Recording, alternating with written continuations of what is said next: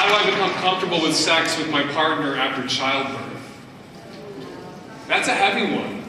It does put a zap on a lot of people's heads.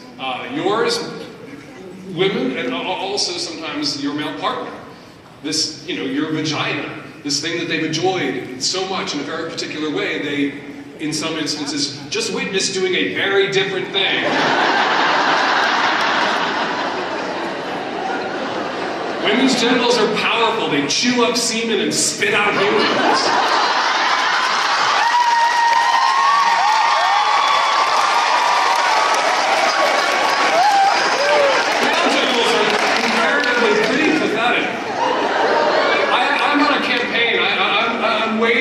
A struggle on my podcast, the Savage Lovecast, to get people to stop using big balls, that was ballsy, to mean strong, to use balls for strength. Because if you go like that to somebody's balls, he's going to collapse on the floor.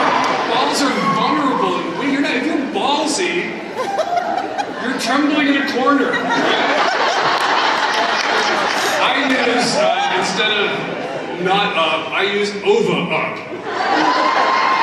It's really women's genitals that are powerful. And you get a powerful thing with your genitals that's going to change in some ways your connection to them, the way you feel about them for a time.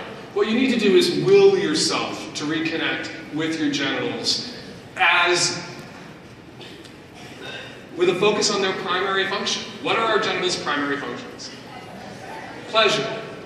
We leave sex for pleasure out of sex education. Sex for pleasure is 99.99% of the sex that a human being is going to have over the course of their life, unless you're Michelle Duggan. We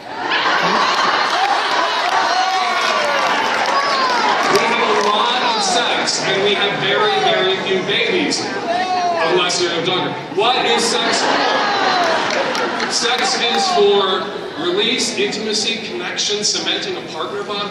That is what sex is primarily for. And we can look to our designer, if you believe that there was an intelligent designer, if you believe in creation. There are all sorts of indications that human sexuality functions differently than other kinds of sexuality enjoyed by other mammals and vertebrates. We have hidden menses. We don't go into heat like other animals. We are designed to have sex all the time, because sex does something else in our cultures and in our relationships than just make babies. You need to reconnect with that part of your genitals. That is something that you might have to do on your own for a while. To masturbate, to learn how to enjoy your genitals for your own purposes again, to reclaim them. Your male partner, assuming your male partner, has had use of them, right? And took pleasure. And your child, this infant that you just birthed, had a pretty spectacular use of it just now. Now it gets to be yours again.